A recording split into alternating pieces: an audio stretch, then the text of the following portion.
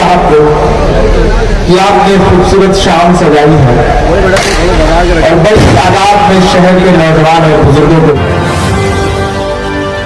आप देख रहे हैं अब तक news channel. Fancy garment and kids mall, लग्नासाठी coat pant and sherwani, Modi jacket, branded Raymond, Arvind and J Hampstead, Reid and Taylor, suiting shirting, तसेच लहान मुला मुलींसाठी kids mall, fancy garment and kids mall, हजार खोली near Ayesha Nagar, police station Malegaon. यहाँ मौजूद minority department के स्टेट चेयरमैन रजाक मिर्जा साहब, प्रभारी अहमद खान साहब, पूर्व मंत्री अनीस अहमद साहब, इब्राहिम भाईजान जी, हाजी बब्बू खान साहब, तारिक फारूकी साहब, जमील क्रांति साहब, निजामुद्दीन राइन साहब, बिहार के स्टेट चेयरमैन मिन्नत रहमानी साहब और झारखंड की सरजमीन से आए जो बुनकरों के बड़े नेता, बुनकरों के लिए बड़ा काम करने वाले मरहूम हाजी अब्दुल रज़ाक साहब के बेटे अनवार अहमद साहब, उन सब का खैर मकदम करता हूँ, इस्तकबाल करता हूँ। एक शख्स को बहुत उसकी मेहनत के लिए मुबारकबाद देता हूँ जिसने पिछले 10 दिन से बहुत मेहनत की, नासिर नजीर जो औरंगाबाद से हैं, उन्होंने इस प्रोग्राम में बड़ी मेहनत की। तकरीबन आधे घंटे का वक्त है आपसे गुफ्तगू करने के लिए। बाहर जो साथी इधर उधर टहल रहे हैं उनसे मेरी गुजारिश है कि वो अंदर आ जाएं। मैं थोड़ी देर आपके बीच में संजीदा गुफ्तगू करूंगा और फिर उसके बाद आप अगर कहेंगे तो आपको थोड़ी बहुत शायरी सुनाऊंगा।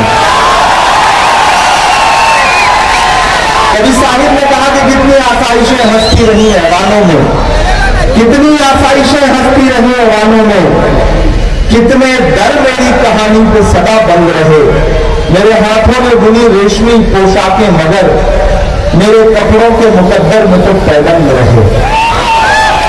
दोस्तों, जब मैं मेंबर ऑफ पार्लियामेंट बन के साल भर पहले देश की सबसे बड़ी पंचायत में पहुंचा, संसद में पहुंचा, तो मेरे जहन में यह था कि मैं जब उस ऐवान में पहुंचूंगा और पूरा मुल्क मुझे सुनेगा, तब मुझे कुछ जरूरी मुद्दे हैं जिन पर बात करनी है, जिन्हें उठाना है। सबसे पहले मेरे जहन में ख्याल था कि जब मैं पार्लियामेंट पहुंचूंगा तो बात करूंगा, तो शुरू करूंगा नजीब की मां के आंसुओं का दर्द बयान करूंगा, अलीगढ़ यूनिवर्सिटी के बच्चों का दर्द बयान करूंगा, इलाहाबाद यूनिवर्सिटी के बच्चों की बढ़ी हुई फीस का मुद्दा उठाऊंगा, जामिया के बच्चों की बात करूंगा। लेकिन वहीं कहीं मेरे जहन में यह भी था कि जब मैं खड़ा होऊंगा उस ऐवान में तो मेरी जिम्मेदारी बनेगी कि मैं एक ऐसे समाज की आवाज बन करके उस ऐवान में बोलूं जिसे बुनकर समाज कहा जाता है। और आपको याद होगा कि जब मुझे मौका मिला तो मेरी जो दूसरी स्पीच हुई पार्लियामेंट में वो बुनकर समाज पर थी और मैंने उस ऐवान में खड़े होकर के ये कहा कि एक ऐसा समाज जो इस देश को कृषि के बाद सबसे ज्यादा रोजगार देता है वो बुनकर उद्योग है।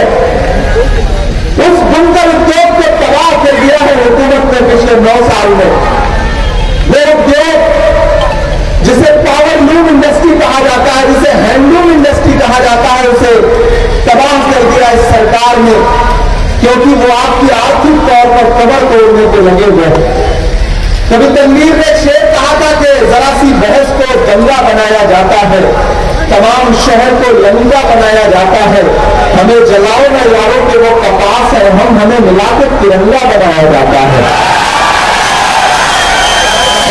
में खड़ा हुआ तो मैंने कहा कि स्पीकर साहब, मैंने देखा है भिवंडी के लोगों का दर्द, मैंने देखा है मालेगांव के लोगों का दर्द, मैंने देखा है इंचल करंगी के लोगों का दर्द, मैंने देखा है मऊ मुबारकपुर बनारस के लोगों का दर्द, मैंने देखा है टांडा का बर्बाद होता हुआ बुनकर उद्योग, मैंने देखा है तिरछी गुंटूर से लेकर के रांची से लेकर के भागलपुर से लेकर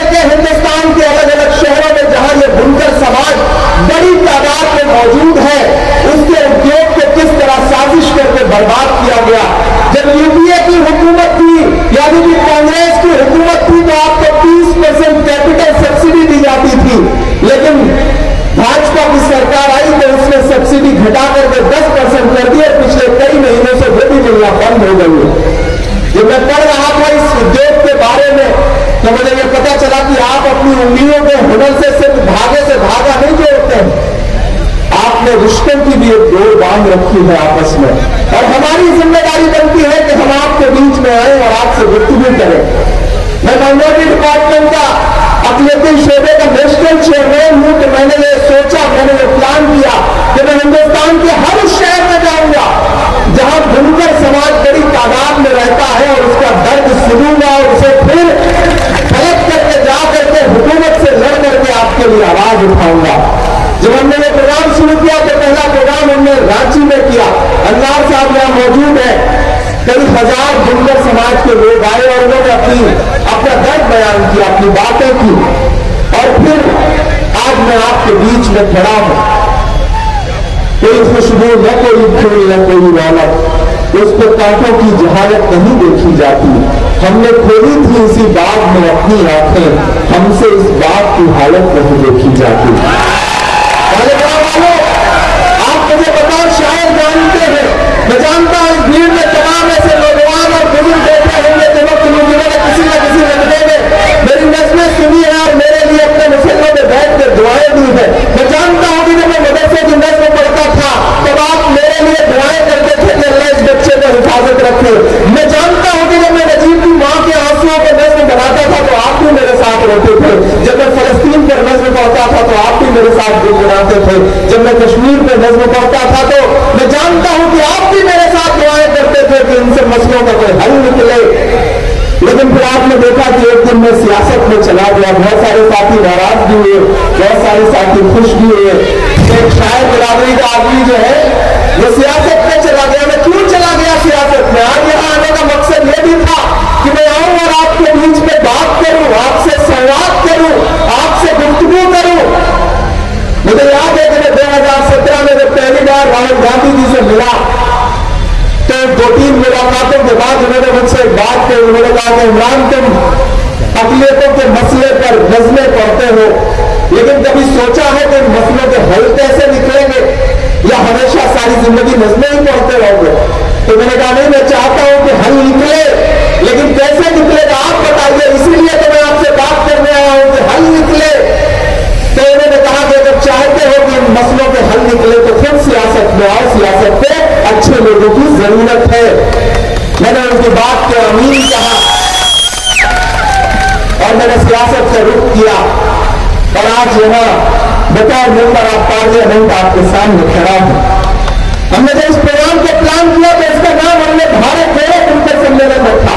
जब एजाज भाई आए थे मेरे पास दिल्ली, नासिर नजीर साहब आए थे, फारूक साहब आए थे मेरे पास दिल्ली, तो उन्होंने मुझसे कहा था कि इमरान साहब मालेगांव आइए। तो मैंने कहा मालेगांव में तो बहुत सारे लोग थे जो छोड़ छाड़ के चले गए हैं, कुछ बचा है क्या? तो उन्होंने कहा कि हम बचे हैं और हम लड़ रहे हैं।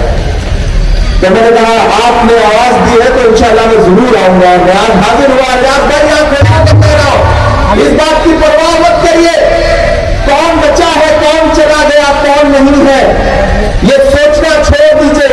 आज आपके सामने जो हजारों की आवाम बैठी है ये दरअसल मुद्दों पर अगर आपके साथ खड़ी है तो इनसे बड़ा कोई साथी नहीं हो सकता।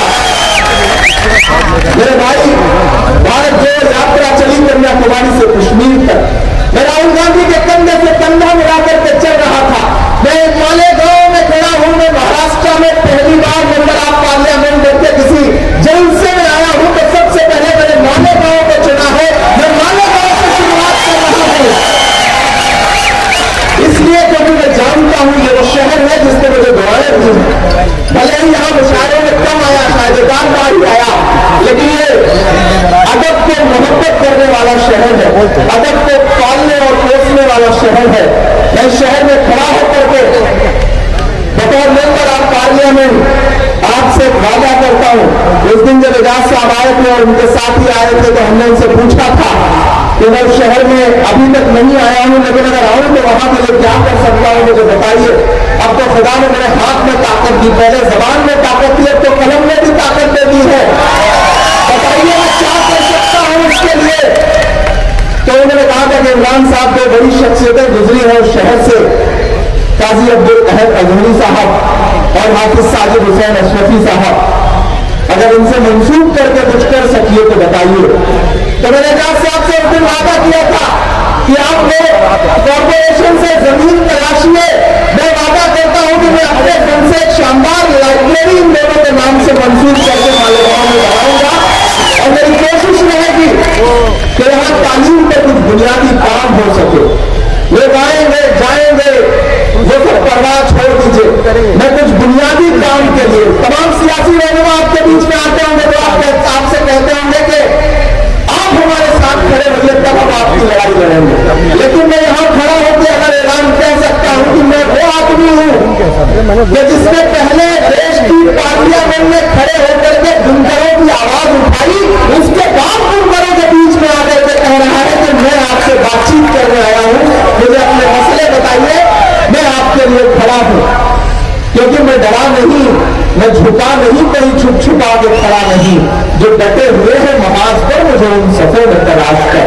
मैं चुप नहीं हूं, मैं जानता हूं कि बहुत मुश्किल है, मैं जानता हूं कि वक्त मुश्किल है, आवाजें खामोश की जा रही है, होठों में ताला लगाया जा रहा है, जिंदान खुले हुए हैं, डराया जा रहा है, लेकिन मैं उसको गवाह बना के कहता हूं कि एक लम्हा भी पिछले तमाम वक्त में ऐसा नहीं गुजरा है जब मैंने आपकी परवाह के बगैर गुजारा हो और बिना आपके लिए लड़ते हुए गुजारा हो, चाहे वो सड़क हो चाहे वो पार्लियामेंट हो, आपकी आवाज बनकर के दोनों जगह मुसलसल पूरी मजबूती से बोल रहा हूं।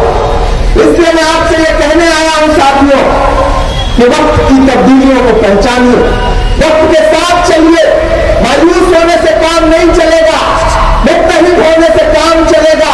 इन दिनों जब मैं कभी सोचता हूं तो मैं मौलाना आजाद को अक्सर याद करता हूं और उनका जामा मस्जिद की सीढ़ियों पर दिया गया वो तारीखी भाषण भी याद करता हूं जब उन्होंने वहां खड़े होकर के ये कहा था कि अजीजों तब्दीलियों के साथ चलो, घबराओ मत, ये मुल्क तुम्हारा है, ये मुल्क हमारा है और इसकी तकदीर के बुनियादी फैसले तुम्हारी आवाज के बिना अधूरे रहेंगे। मैं अक्सर इसे याद करता हूं और ये सोचता हूं कि एक ऐसे वक्त में जब लोगों में कहीं ना कहीं एक डर है, लोगों को लगता है कि आईन को पामाल किया जा रहा है, जमहूरियत को कुचला जा रहा है, ऐसे वक्त में हमें मुत्तहिद होकर के एकजुट होकर के खड़े होने की जरूरत है और इसी कोशिश के लिए राहुल गांधी ने कन्याकुमारी से कश्मीर तक भारत जोड़ो यात्रा शुरू की। क्यों शुरू की भारत जोड़ो यात्रा? 4000 किलोमीटर पैदल, 4000 किलोमीटर का मतलब समझते हैं आप? 4000 किलोमीटर पैदल, हर दिन 25 किलोमीटर मुसलसल 4.5-5 महीने वो शख्स चलता रहा, लाखों का हुजूम लेकर के। क्यों चलता रहा? सिर्फ एक नारा था उसके लग पर, नफरत छोड़ो भारत जोड़ो, नफरत छोड़ो, नफरत को कम करने की कोशिश। मैं बताता हूं, मीडिया के साथी मुझसे पूछते हैं, कहते हैं कि इमरान साहब आप क्या कहेंगे, राहुल गांधी ने भारत जोड़ो यात्रा क्यों की? तो मैं उनसे कहता हूं कि राहुल गांधी जानते हैं इस देश में, इस मुल्क में जब तक नफरत कम नहीं होगी तब तक भाजपा कम नहीं होगी।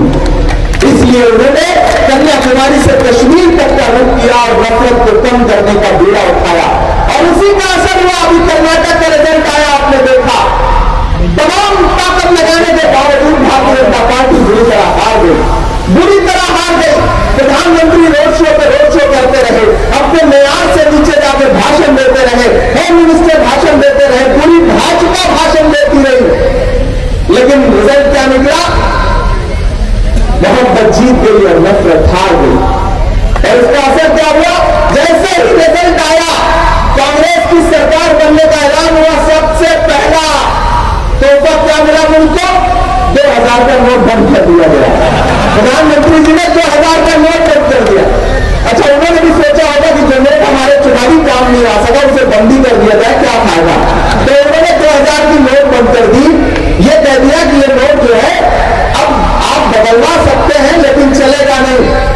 तो इसका मतलब अब नोट की हालत बिल्कुल 2000 के नोट की हालत बिल्कुल अडवाणी जी जैसी हो गई है। ये चलन में तो रहेगी लेकिन इसका कोई असर नहीं रहेगा। 2000 की नोट बंद कर दी उन्होंने। उसके बाद इमेज मुल्कों में अभी घूम करके वापस लौटे। मेरे भाई, बेटी बचाओ बेटी पढ़ाओ का नारा देने वाली हुकूमत, बहुत ही महंगाई की मार अब की बार मोदी सरकार का नारा देने वाली हुकूमत। महाराष्ट्र में खड़ा होकर के कह रहा हूं, 3 बड़े सूबे थे जहां जमहूरियत को लूट करके सरकार बनाई गई थी। एक था मध्य प्रदेश, एक था कर्नाटक और एक था महाराष्ट्र। कर्नाटक का रिजल्ट आपके सामने है। आने वाले दिनों में मध्य प्रदेश में इलेक्शन होगा तो वहां का रिजल्ट कर्नाटक से भी शानदार होगा। और जिस दिन महाराष्ट्र में इलेक्शन होगा तो महाराष्ट्र ही नहीं बल्कि पूरा मुल्क देखेगा कि इस महाराष्ट्र में जिन्होंने जमहूरियत को लूट करके महाविकास अघाड़ी की सरकार गिराई है, वो देखेंगे कि उनकी जमानतें जब्त होंगी और उनका कोई पूछने वाला नहीं होगा। जो यहाँ पे खड़ा होकर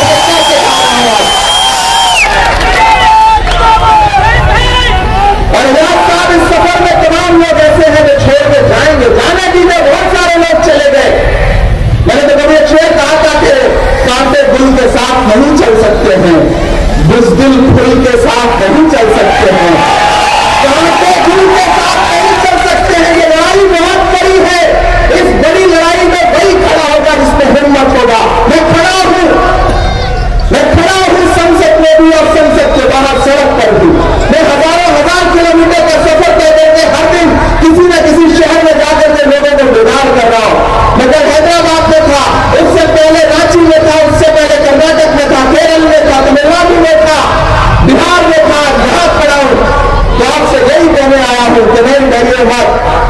मोहब्बत को आखिरकार जीतना है और नफरत को हारना है, इसके अलावा कोई चारा नहीं।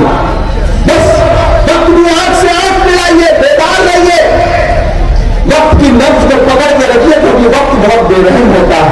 मेरी नई नस्लों, वक्त बहुत बेरहम होता है। जिन अंग्रेजों की हुकूमत में कभी सूरज नहीं डूबता था, वो वक्त को नहीं पहचान सके तो आज उनके राजाओं के कपड़े बैंडबाजे वाले पहनते हैं। वक्त बहुत बेरहम होता है, वक्त की नब्ज को पकड़ करके चलना है। और अगर आप इसी तरह चले तो यकीनन आने वाला दिन इस मुल्क की जमहूरियत के लिए अच्छा है। लड़ाई थोड़ी मुश्किल जरूर है। एक नज़्म आपको सुनाता हूँ, आप थोड़ा नींद में आएंगे क्योंकि वक्त बहुत कम बचा है। 20-22 मिनट है। मैं कोशिश करूंगा थोड़ी शायरी भी हो जाए, फिर आपसे गुफ्तगू भी हो जाए। हर भारतवासी की चाहत जीत गई कर्नाटक में, जीत गई कर्नाटक में। जिसको हमने आज से 10-12 साल पहले देखा था, जैसे मिसरे पे मोहब्बतें लुटाता था, दामन भर देता था। मुझे देखना है कि वो जज्बा वो मोहब्बत आज भी शहर में बाकी है या नहीं बाकी है। हर भारतवासी की चाहत जीत गई कर्नाटक में, जीत गई कर्नाटक में। हर भारतवासी की चाहत जीत गई कर्नाटक में, नफरत हारी और मोहब्बत जीत गई। भारतवासी की चाहत जीत गई कर्नाटक में, जीत गई कर्नाटक में। ज़्यादा बंद होता हूं और यहां से वहां तक सुनाता हूं आपको। नफरत छोड़ो भारत जोड़ो वाला नारा जीत गया। अब तैयार है ना? जो लोग खड़े हैं हाथ बांध के, जो भी फैसला नहीं कर पा रहे कि हम किस जलसे में आ गए, मैं उनको भी बताता हूं, उनकी भी शिरकत हो।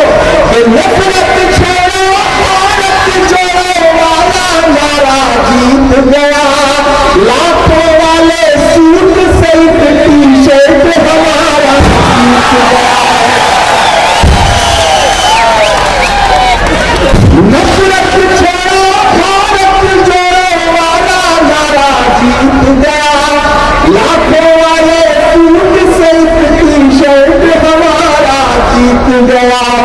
एक तपस्वी सच का दामन थाम तेरा निकला था, सब झूठों की हार हुई और एक बंजारा जीत गया। उसकी जिद और उसकी बगावत जीत गई कर्नाटक में, नफरत हारी और मोहब्बत जीत गई कर्नाटक में। हर वालों हम लड़ते रहे, हमने सवाल खड़े किए, पार्लियामेंट में खड़े होकर हमने पूछा कि पेट्रोल डीजल इतना महंगा क्यों हुआ। यहां बैठे हैं, मैं आपसे बात कहना चाहता हूं नई नस्लों, आपके बीच में बड़ी जज्बाती बातें तो की जाती हैं, लेकिन बुनियादी मुद्दों पर बुनियादी जगहों पर बातें नहीं की जाती। मैं कोशिश कर रहा हूं कि मैं बुनियादी जगहों पर खड़ा होकर के बुनियादी बातें करूं, जरूरी बातें करूं। मैंने हुकूमत से पूछा कि बताइए वो पेट्रोल और डीजल जो 58 रुपए लीटर था आज वो 100 रुपए के पास कैसे पहुंच गया।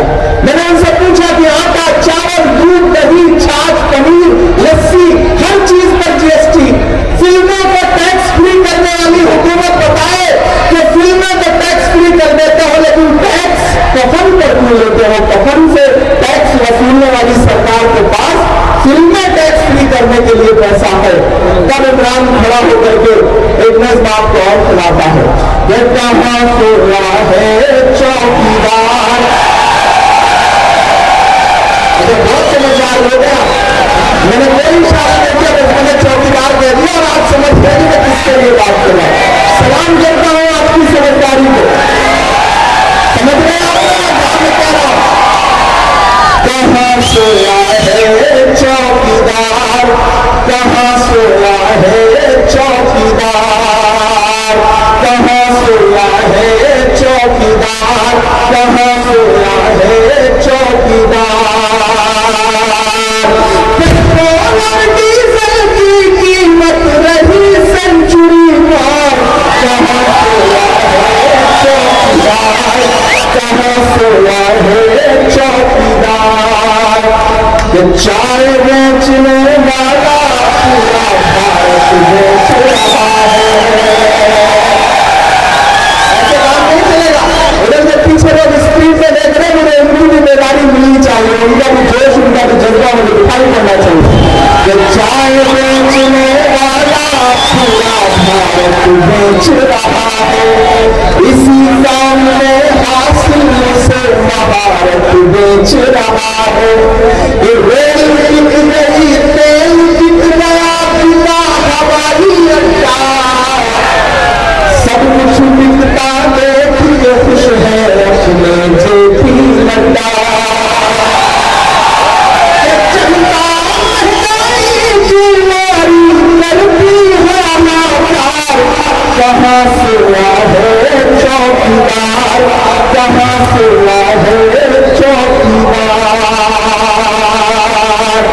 मालवा वालों, बस एक बहुत 2-3 छोटी आपसे बातचीत, वक्त कम है और आखिर में नज़्म जो मेरे दिल में बहुत करीब है उसे सुना करके इस महफिल को जी मदरसा भी सुनाऊंगा, फिलिस्तीन भी सुना दूंगा, सब सुना दूंगा, रामलीला भी सुना दूंगा।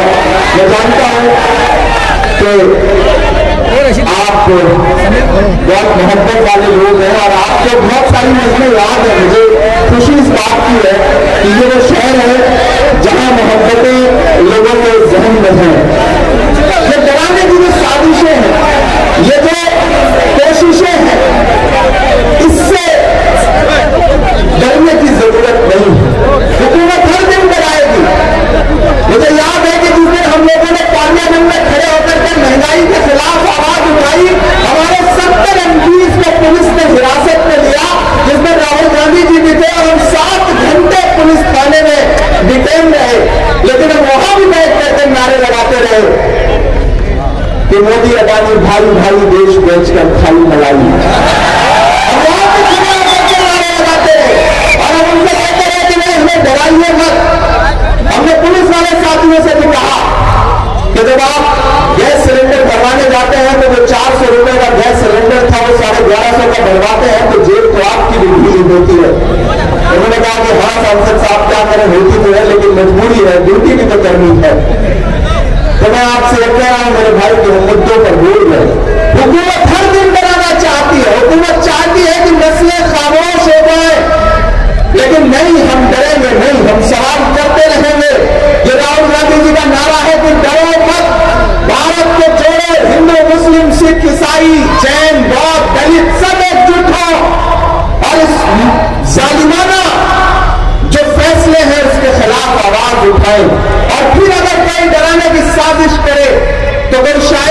प्रताप गढ़ी बंदर के वाले गांव में खड़ा होकर के अल्लाह ऐलान फिर ये बोले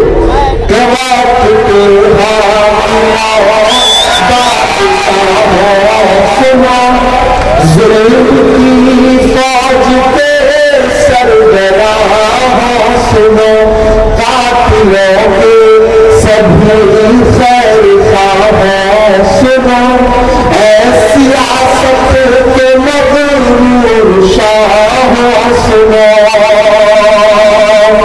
ये मत समझना डराने से डर जाएंगे। अब पहुंचाना दिल्ली तरफ से मिसरे को ये मत समझना डराने से डर जाएंगे। अब तो सारी हदों से गुजर जाएंगे। मत समझना डराने से डर जाएंगे। अब तो सारी हदों से गुजर जाएंगे। मौत के नाम का खौफ देता है क्यों? मौत के नाम का खौफ देता है क्यों? मौत जिस रोज आएगी मर जाएंगे। डराने से डर जाएंगे। कि हमने समझम दिया आगे गंगा दिया। मान बादशाह सिकंदर ने यूनान फतेह किया। यूनान फतेह करने के बाद जब यूनान की सड़कों पर निकला जीत का जश्न मनाने के लिए, तो उसने देखा कि पूरा शहर जश्न मना रहा है, लेकिन सड़क के किनारे एक फकीर नींदी आंखों में सो रहा है। एक लिहाफ ओढ़ करके मैला सा। सिकंदर को गुस्सा आया। सिकंदर अपने घोड़े से उतरा और उस फकीर के पास जाके उसे जोर से लात मार के कहा कि क्यों रे फकीर, पूरा शहर जश्न मना रहा है, मैंने शहर फतेह कर दिया और तू सो रहा है। तो फकीर ने उन्हीं आंखों से सिकंदर को देखा और देख करके कहा कि शहर फतेह करना बादशाह का काम है, लेकिन लात मारना तो गधे का काम है। खुदा की कायनात में इंसानों की कमी हो गई है, इसने बादशाह ने गधे के हाथ में सौंप दिए। मेरे भाई हमारा ऐलान ये कह रहे हैं कि हमने जमजम दिया आप गंगा दिया। तुमने भारत को गंगा ही गंगा दिया। हमने जमजम दिया आप गंगा दिया। तुमने भारत को गंगा ही गंगा दिया। तुमने इस रंग के ख्वाब देखे मगर अब कसम है खास को जाना चाहिए मरला दूसरा है पूरे हिंदुस्तान में कि हमने जमजम दिया आगे गंगा दिया। तुमने भारत को गंगा ही गंगा दिया। तुमने इस रंग के ख्वाब देखे मगर हमने हिंदुस्तान को तिरंगा।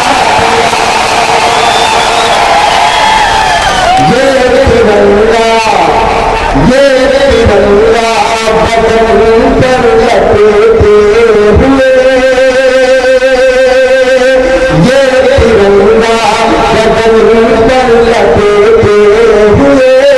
एक दिन इस जमीन में उतर जाएंगे। मत समझना डराने से डर जाएंगे। अब के सारी हदों से गुजर जाएंगे। मेरी नई नस्लों, आप बहुत जोशीले लोग हैं, बहुत जज्बाती लोग हैं, बहुत अच्छे लोग हैं, बहुत भोले लोग हैं। मैं आपसे एक बात कहने आया हूं कि मैं जिस मिशन पे लेकर चल रहा हूं, जो राहुल गांधी जी का नारा है भारत जोड़ने का, मैं उस मिशन पे शहर दर शहर अपनी नींदें कुर्बान करके आपकी मोहब्बत ने मैंने सब कुछ दिया था, शोहरत मोहब्बत दौलत सब कुछ दिया था, लेकिन मैं सब कुछ एक किनारे रख करके अगर शहर दर शहर जा रहा हूं, आपको बेदार कर रहा हूं, एकजुट करने की कोशिश कर रहा हूं, तो मेरे मकसद को समझिएगा। मेरा मकसद बहुत बड़ा है। आपके बीच में लोग आएंगे, आपके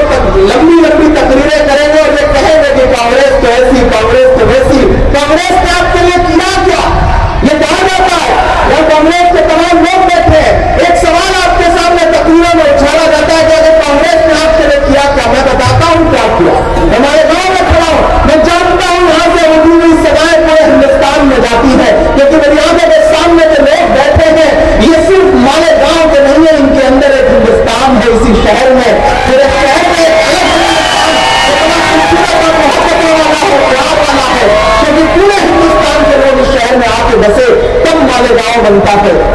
मैं बताता हूं क्या दिया।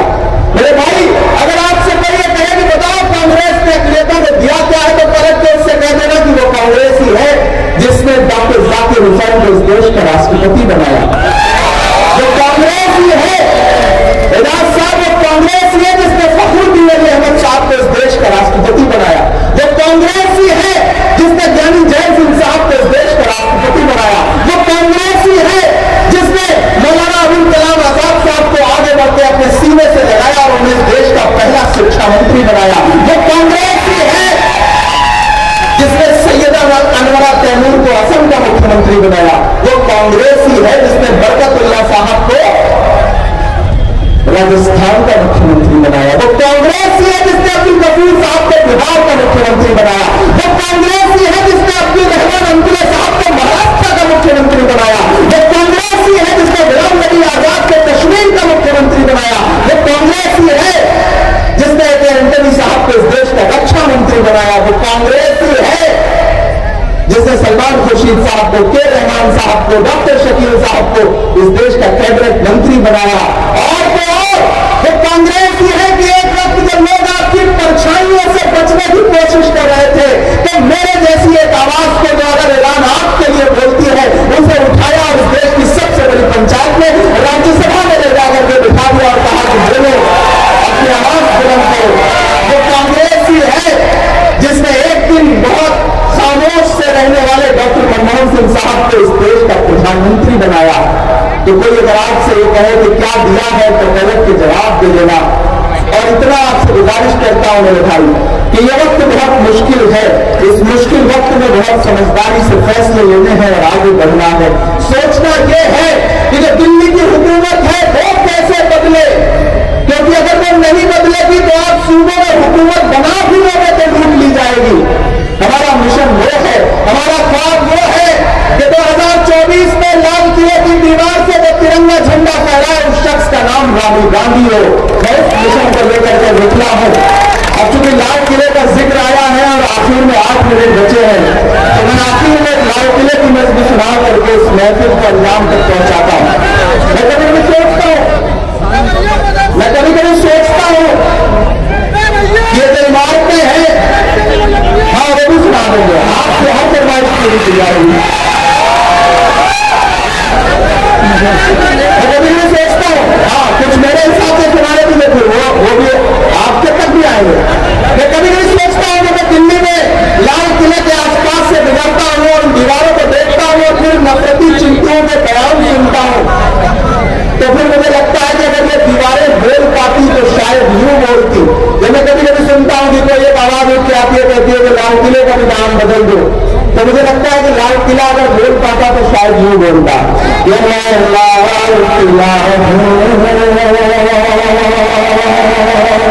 मैं खामोशी से नहीं बोलूंगा, इसलिए मैं चाहता हूं कि आपकी तालियों के शोर में पूरा हिंदुस्तान के मैं इसमें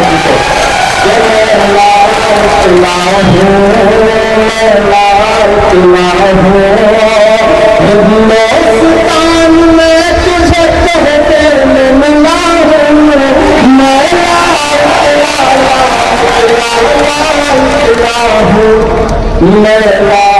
मिला हूँ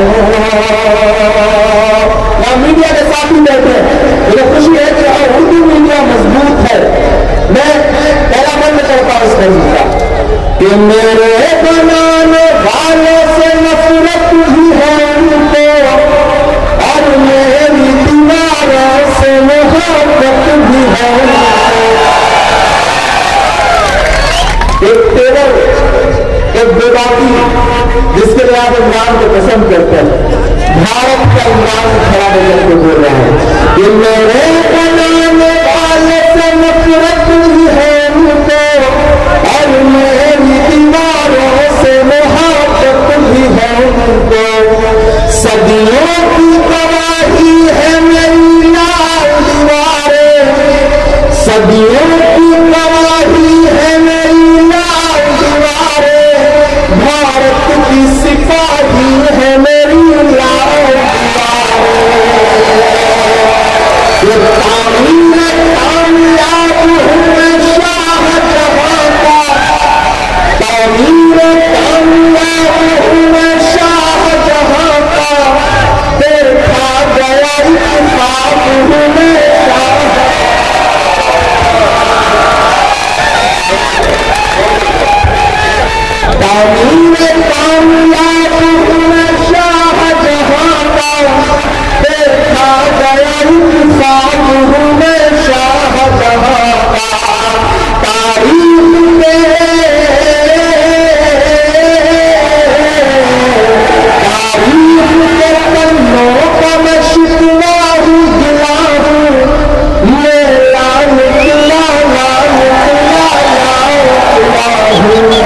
मैं लाल किला हूँ। अब लाल किले की दीवारें और बड़ा बन ये नेहरू के ख्याल होकर मैं लाल बहादुर का हुनर मान रहा हूँ। राजीव अटल सबके हुए अल्फाज समेटे खामोश समन मोहन अंदाज समेटे मैं इंदिरा के जज्बे का तालाब रहूंगा। मैं इंदिरा के जज्बे का तालाब रहूंगा। आबाद था आबाद हुआ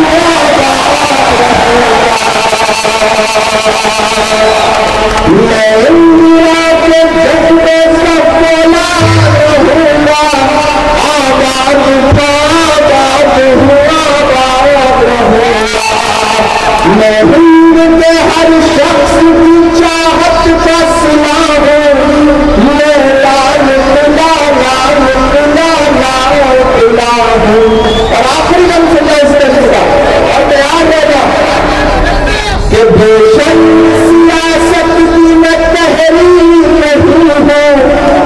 अगर आपको लगे कि ये सिर्फ इमरान बोल सकता है तो मेरी हिम्मत के लिए मुझे दुआएं देना। मोहब्बत कौन करता है, सियासत कौन करता है, मुझे मालूम है मेरी हिफाजत कौन करता है। हमने कभी में लाज रखी है जिंदगी की यहाँ वरना सभी टुकड़ों में पलते हैं बगावत कौन करता है। सियासत में तहरीर नहीं हूँ। सुन ले हुकूमत मेरी जागीर नहीं है। नफरत के समंदर में मैं खो ही नहीं सकता। ये जो बनाने की कोशिशें कर रहे हैं उनके नाम है किसे सुनिएगा। नफरत के समंदर में मैं खो ही नहीं सकता।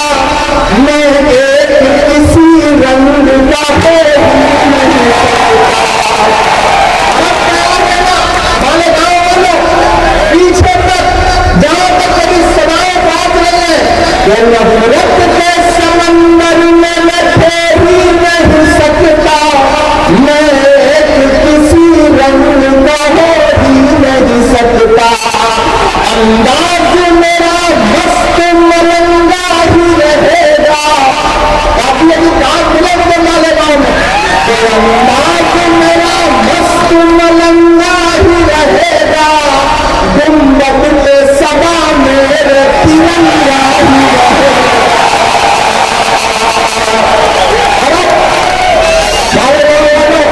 बात तो अब चाहिए क्योंकि अब इमरान बोल रहा है कि अंदाज मेरा मस्त मलंगा ही रहेगा।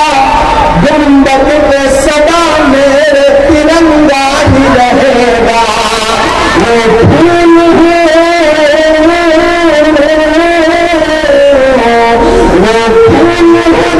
खाद की छाती पे खिला हो। मैं लाल किला लाल किला मैं लाल किला हूँ। आपने में आपसे इतना कहना मेरे भाई एजाज बैठे हैं, फारूक साहब बैठे हैं, नासिर ने बहुत मेहनत की है, फिर आपके जो माइनॉरिटी डिपार्टमेंट का नेशनल चेयरमैन है तो आपसे ये कह रहा हूँ। हाँ शायरी तो सुनेगा ही, पहले जो कह रहा है वो भी सुनिए। एक वादा आपसे मैं कर रहा हूँ आपकी दुआ में। मैं यूं ही नहीं पहुंच गया पार्लियामेंट, यूं ही कोई मुझे गुमनाम से प्रतापगढ़ से उठा करके लेकर के पार्लियामेंट में नहीं बिठा गया। उसका कारण है मैं जानता हूं कि आपने अपने मासूम लम्हों में मेरे लिए दुआएं की हैं। तो आपकी वजह से, आपकी मोहब्बतों की वजह से इमरान जो है वो खासदार बना, मेंबर ऑफ पार्लियामेंट बना। यहां खड़ा होकर के एक बात आपसे कह रहा हूं, कभी मत सोचिएगा कि आप आवाज देंगे तो मैं लगता है कहता हुआ आपके पास नहीं आऊंगा। आप बुला करके देखिएगा, आपके मुद्दों को जब लड़ने की बात आएगी तो जरूरत पड़ेगी तो यहां की हुकूमत से भी लड़ूंगा, दिल्ली की भी हुकूमत से लड़ूंगा और अपनों से भी लड़ूंगा। सियासत मेरा पेशा नहीं है, सियासत मेरी मजबूरी नहीं है, सियासत पे हूं, जिस दिन मुझे लगेगा कि सियासत ने मेरे कदमों में बेड़ियां डाल दी है, उस दिन सियासत छोड़ दूंगा और जो शायरी करता था वो शायरी करता रहूंगा। लेकिन आपसे वादा कर रहा हूं कि वक्त की नजाकत है, वक्त की जरूरत है, वक्त की मांग है, इसलिए वहां खड़ा हूं। और मेरे तमाम साथी इस बात के गवाह हैं कि मैं आपके लिए कल भी लड़ रहा था, जब मेरे जबान में और मेरे कलम में ताकत थी। आज स्टैंड भी मिल गया है, मोहर भी मिल गई है, तो उसके जरिए भी लड़ रहा हूं। मालेगांव वालों, हमें ताकत दीजिए, उस राहुल गांधी को ताकत दीजिए जो आरएसएस की विचारधारा के खिलाफ पूरे मुल्क में अकेला नेता है जो लड़ रहा है, और उसके कंधे से कंधा मिला करके खड़ा होकर के मैं उसे देख रहा हूं, उसके कदम से कदम मिलाकर चल रहा हूं। अगर इस मुल्क में नफरतें कम होंगी तो फायदा किसका है? आपको ये बात समझने की जरूरत है, ये बात आपको समझाने के लिए आया हूं, वो तय होइए।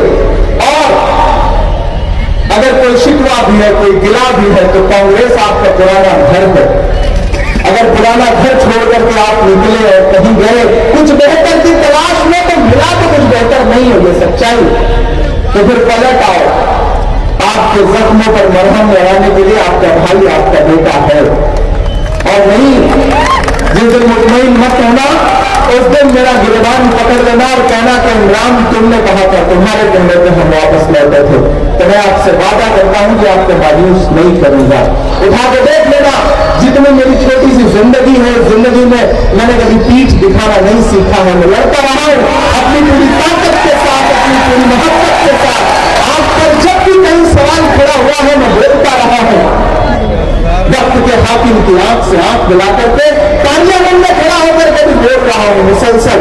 तो मैं आपसे गुजारिश कर रहा हूं कि इस लड़ाई में हमारा साथ दीजिए, जमहूरियत को बचाइए, आईन को बचाइए, कांग्रेस के साथ खड़े होंगे। कुछ लोग हैं जो चाहते हैं कि मुल्क जो है वो नाथूराम गोडसे की विचारधारा से चलेगा, लेकिन हम कह रहे हैं कि ये मुल्क महात्मा गांधी की विचारधारा से चलेगा, मौलाना आजाद के सपने से चलेगा, पंडित जवाहरलाल नेहरू के उसूलों से चलेगा, और राहुल गांधी जो इन दिनों मेहनत कर रहे हैं उस मेहनत से चलेगा। ये किसने कहा आपसे आंधी के साथ हूं? मैं गोडसे के दौर में गांधी के साथ हूं। इसको मालेगांव आकर के आपसे अपील कर रहा हूं। और मेरे बुनकर भाइयों, मैं जानता हूं कि आपके उद्योग को तबाह किया जा रहा है सरकारी शहर पर।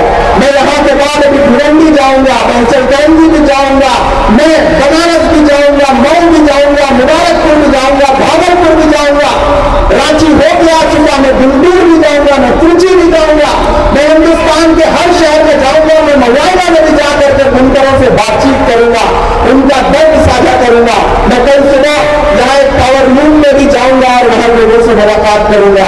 मैं सिर्फ यहाँ तकरीरें करने नहीं आया हूं, मैं कल भी रहूंगा, आपसे मुलाकात करूंगा, अलग अलग डेलीगेशन से मुलाकात करूंगा और आपको ये एहसास दिलाऊंगा कि मैं नेताओं जैसा नेता नहीं हूं। मैं पहले आपका बेटा हूं, आपका भाई हूं, बाद में नेता हूं। एक बार फिर से, क्योंकि वक्त की पाबंदियां हैं, पूरे प्रशासन का बहुत शुक्रिया कि उन्होंने बहुत सहयोग किया इस प्रोग्राम में। आपका बहुत शुक्रिया कि आप बड़ी तादाद में वहां पर आए। मैं आज चूंकि एक सियासी प्रोग्राम में आया हूं, जल्दी ही मैं इजाज से और फारूक से कहूंगा कि जो एक मुशावरा करिए, पूरी रात चले। मुझे मालेगांव के तमाम शोरा है उनको भी सुनना है। मैं चाहता हूं कि मैं बैठ करके उनको सुनूं, जिनके साथ हमने 12 बहुत से मुशावरे करे हैं। तो हम अपने शायर दोस्तों को भी यहाँ से याद करते हुए ये कह रहे हैं कि आपकी मोहब्बतों का एक बार फिर से बहुत सारा शुक्रिया, बहुत शुक्रिया। दोस्तों, इस्तेमाल बाकी है इमरान प्रताप सिंह साहब का। मैं चाहता हूँ कि इसके लिए आप उनके माले शाहजहाँ कांग्रेस कमेटी की जानिब से, जनाब एजाज भाई साहब की जानिब से और जनाब इमरान प्रताप सिंह साहब का इस्तेमाल किया जा रहा है। हम चाहते हैं कि आप इस्तेमाल या इस सिलसिले को भी पेश कर पाए।